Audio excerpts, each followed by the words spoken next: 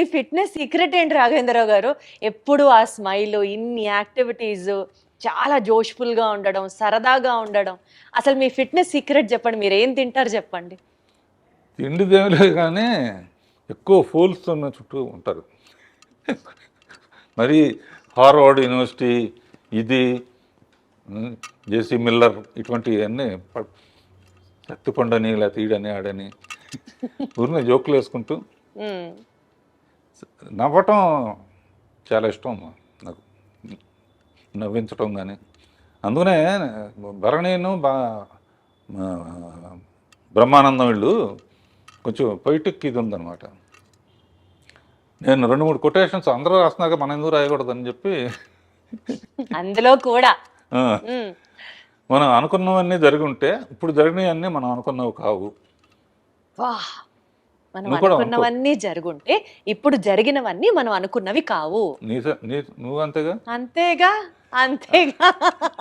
అది కాకుండా లైఫ్ని ఇంత లైట్గా తీసుకుంటేనే సీరియస్గా ఉంది, సీరియస్గా తీసుకుంటే ఎలా ఉంటుందని. హ్మ్. అంతే హ్మ్. కదా. హ్మ్. అదొకటి నాకు చాలా ఇష్టమైంది. అది మెయిన్ అనమాట. లైఫ్ని ఎంత ఇది వచ్చినా కూడా దాన్ని వెల్కమ్ చేయటం, జోకులు వేసుకుని రే పోయిందిరా సినిమా పోయింది రా. అసలు సో మీకు ఏది ఆ బాధ గాని, ఆ ఫ్రస్ట్రేషన్ గాని మిమ్మల్ని అసలు టచ్ చేయవు అన్నమాట అయితే. ఇంట్లో కూడా అంతే. మెడిటేషన్ చేస్తారా దానికోసం ప్రత్యేకంగా? అదొకటి ఉంది మర్చిపోయాను. పొద్దున్నే ఓ రోజు స్విమ్మింగ్ పూల్, ఓ రోజు పిలాటే, ఓ రోజు స్ట్రెచ్చింగ్ ఎక్సర్సైజ్, ఈవినింగ్ యోగ నిద్ర మెడిటేషన్. ప్రతిరోజు. పికిల్ బాల్ అవగానే స్నానం చేసి ఒక 40 minutes మెడిటేషన్. సో టైముని అలా విభజించుకుంటా.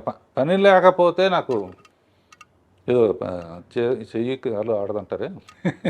అందుకనే మీరు ఆ 16th ఇయర్ దగ్గర ఆగిపోయారు రాఘవేంద్రరావు గారు. ఇంకా అసలు ఏజ్ ముందుకి రాలేదు అంతే. హ్యాపీగా ఎప్పుడు సరదాగా ఉండటం. ఈ వాళ్ళ దగ్గర నుంచి నేను నేర్చుకుంటున్నానమ్మా, నా దగ్గర నుంచి వాళ్ళు నేర్చుకుంటున్నారు. కొంతమంది చెప్తారు కదా, కేజీ 1200 రూపాయలు ఉండే బియ్యం తింటాం, లీటరు 5000 రూపాయల నుంచి 10,000 రూపాయలు ఉన్న డైరెక్ట్గా హిమాలయాస్ నుంచి తెచ్చిన వాటర్ తాగుతాం, అదే మా బ్యూటీ సీక్రెట్, అదే మా ఫిట్నెస్ సీక్రెట్ అంటారు కదా. అట్లాంటి ప్రత్యేకమైన తిండ్లు మీరేం తినరా? అసలు తిండి కూడా లేదు అసలు. ఏదో ఇప్పుడు తర్వాత ఏంటంటే జనరల్గా రోజు పొద్దున పూట కూడా ఇడ్లీలు, వడలు, దోశలు తినేవాళ్ళం.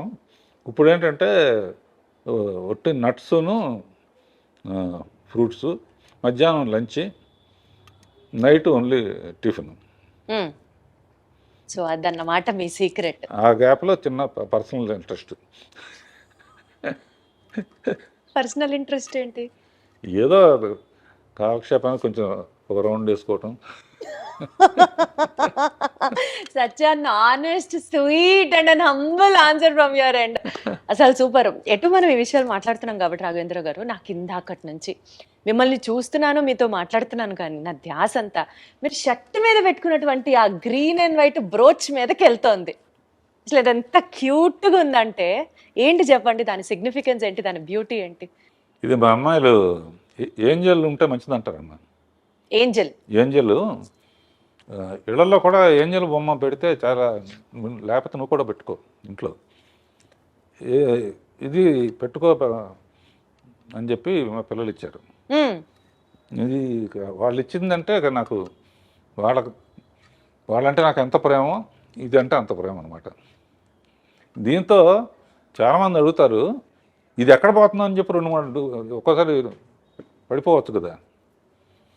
ఒకటి మట్టుకు అందరూ 2-3 ఎప్పుడూ పెట్టుకుంటాను. ఒకటి మట్టుకు ఎక్కడ పడాలో అక్కడ పడుతుంది.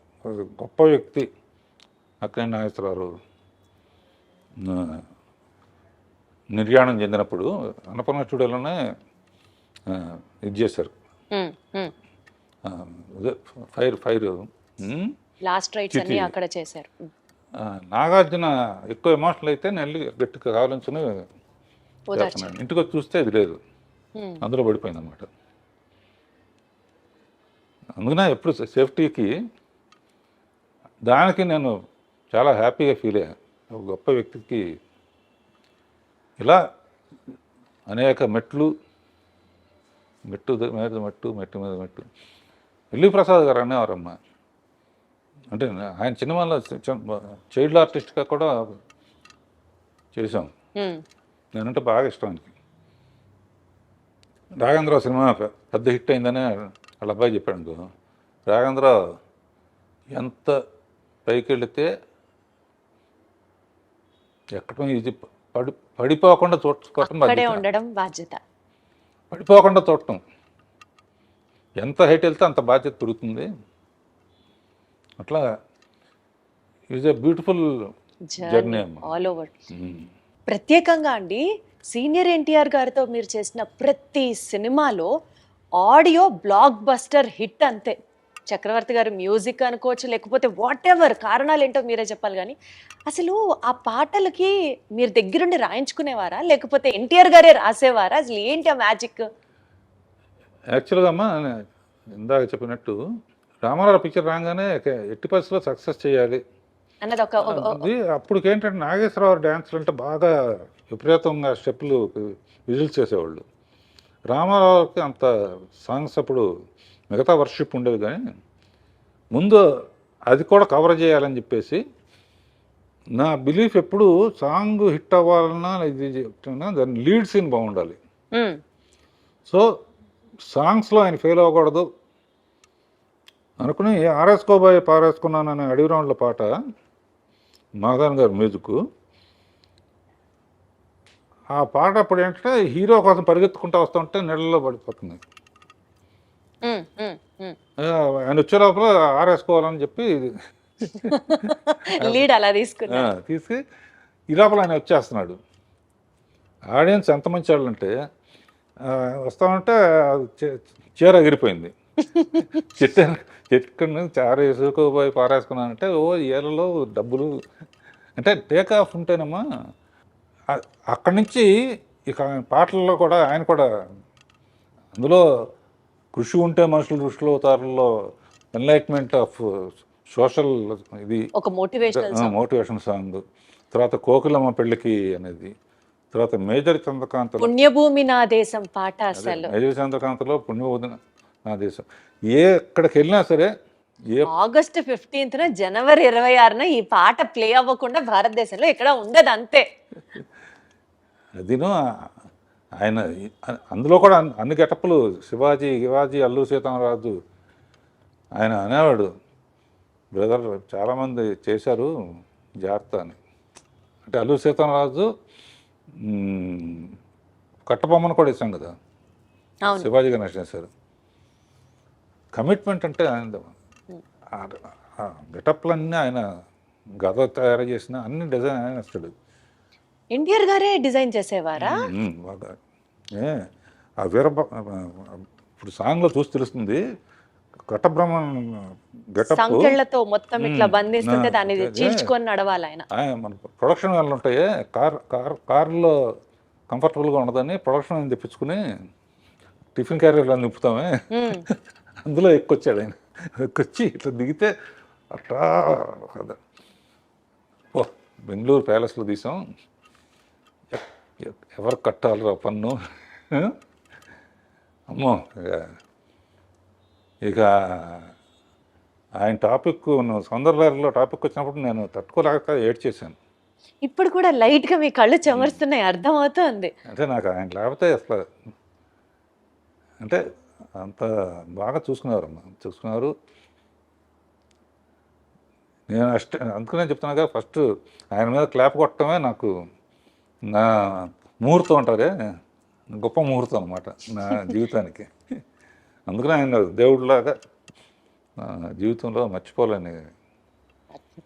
మీరు అలాగా ఇప్పటికే తలుచుకుంటూ సందర్భం వచ్చినప్పుడు అల్లా ఆయనకి కృతజ్ఞతలు చెప్పడం అంటే మీ గొప్పతనం అంతే. పాటల ప్రస్తావన వచ్చింది కాబట్టి శ్రీదేవి గారితో మీరు 24 సినిమాలు చేశారు. అసలు మీరు చేసినటువంటి హిట్ సాంగ్స్ గురించి మాట్లాడుకుంటూ వెళ్తే ఒక ఎపిసోడ్ మొత్తం దాని గురించే చేయాలి. But one of my favourites కానీ ఈ జనరేషన్లో కూడా ఈ ఇన్స్టాగ్రాము, ఫేస్బుక్, యూట్యూబ్లో రీల్స్ అని చేస్తూ ఉంటారు. ఇప్పటికీ ఎవర్ ట్రెండింగ్ సాంగ్ సిరిమల్లె పువ్వా. అసలు ఎంత బాగుంటుందో ఆ పాట. ఈ పాట వెనకాల ఉన్నటువంటి కొన్ని జ్ఞాపకాలని పంచుకోండి సార్.